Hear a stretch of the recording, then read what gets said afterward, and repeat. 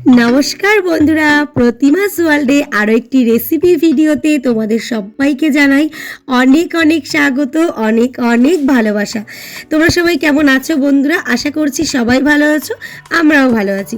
তোমাদের ভালোবাসায় আজকেও নিয়ে চলে এসেছি বাঙালির অতি প্রিয় একটা রেসিপি। আশা করি টাইটেল আর থাম্বনেল দেখে বুঝতে পেরেই গেছো।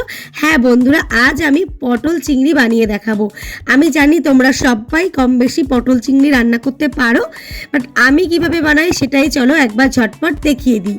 তো প্রথমে পটল আর আলুগুলোকে খুব সুন্দর করে কেটে জলে ধুয়ে আমি কিন্তু একটা ঝুড়িতে জল ঝরাতে দিয়ে দিয়েছি। একইভাবে চিংড়িগুলোকেও কিন্তু ধুয়ে আমি জল ঝরাতে দিয়েছি। সবজি কিন্তু ধুয়ে কাটার পর জল ঝরাতে দিলে যখন এভাবে তেলের ওপর ছাড়বে একটুও কিন্তু জল ছিটকাবে না। তো দেখতেই পাচ্ছ আমি একটা কড়াই গরম করে নিয়ে তাতে তেল দিয়ে দিয়েছি। তো সেই তেলের মধ্যে আমি আলুগুলোকে ছেড়ে দিয়েছি। হালকা অল্প একটু লবণ দিয়ে আলুগুলোকে খুব সুন্দর করে ভেজে তুলে নিলাম। আমি কিন্তু এতে এক চিমটিও হলুদ অ্যাড করিনি, তোমরাও হলুদটা দেবে না, নয়তো তেলটা কালো হয়ে যাবে। শুধুমাত্র লবণ দিয়ে ভাজার চেষ্টা করবে। আলু ভেজে নিয়ে তুলে রেখে ওই একই তেলে আমি পটলগুলোকেও খুব সুন্দর করে ভেজে নেব লবণ দিয়ে। তো দেখতেই পাচ্ছ আমি লবণ দিয়ে খুব ভালো করে পটলগুলোকে ভেজে নিচ্ছি। পটল ভাজার পর কিন্তু আমি এই একই তেলে চিংড়িগুলোকেও ভেজে নেব। তো দেখতেই পাচ্ছ বন্ধুরা, পটলগুলো খুব সুন্দর করে ভাজা হয়ে গেছে। এবারে আমি যে পাত্রটায় আলু ভাজা নামিয়েছিলাম সেই একই পাত্রে পটল ভাজাগুলোকেও তুলে রাখছি। এবারে যে চিংড়িগুলোকে কেটে বেছে ধুয়ে রেখেছিলাম সেই চিংড়িগুলো থেকে জল কিন্তু একদমই ঝরে গেছে। এবারে এতে লবণ আর হলুদ দিয়ে খুব ভালো করে মেখে যে তেলে আমি পটল আর আলু ভেজেছি ওই একই তেলে চিংড়িটাকেও ভেজে নেব। তবে চিংড়িটা কিন্তু ডিপ ফ্রাই করব না, আবার একেবারে কাঁচা কাঁচা রাখবো না, মোটামুটি পর্যায়ে ভেজে নেব। আর চিংড়িটার সাইজটা কিন্তু পারফেক্ট ছিল, একদম পটল চিংড়ি খাওয়ার মতো। এর থেকে বড় হলে ভালো লাগে না, তবে এর থেকে ছোট হলেও খারাপ হয় না। তো দেখতেই পাচ্ছ চিংড়িগুলোও ভাজা হয়ে গেছে। এবার সেই আলু আর পটল ভাজার মধ্যে আমি চিংড়ি ভাজাটাও তুলে রাখছি। এবার ওই একই কড়াইতে দিয়ে দেব আমি রান্নার জন্য পরিমাণ মতো তেল। তো তেল গরম হতেই এতে আমি কিছু মশলা মানে ফোড়ন অ্যাড করব।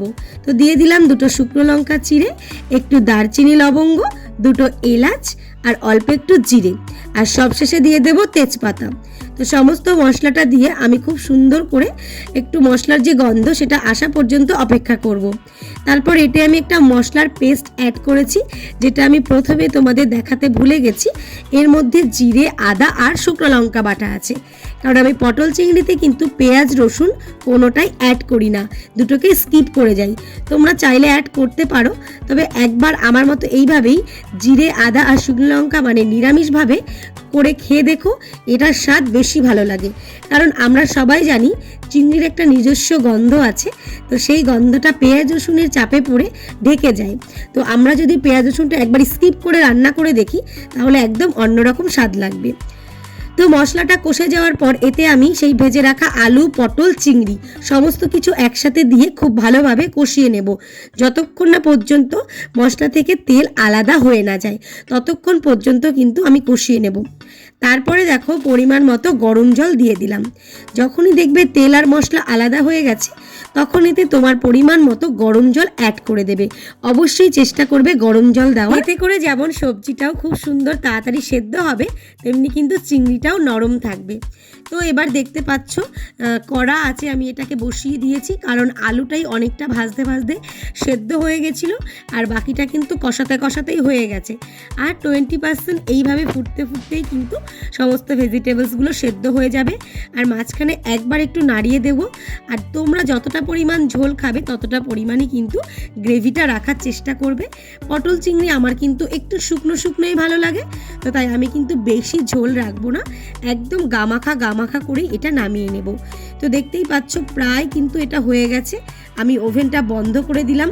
এবার এতে আমি কিছু অ্যাড করব, সেটা হচ্ছে একটু ঘি অ্যাড করব আর 1 চামচ মতো গরম মশলা অ্যাড করব।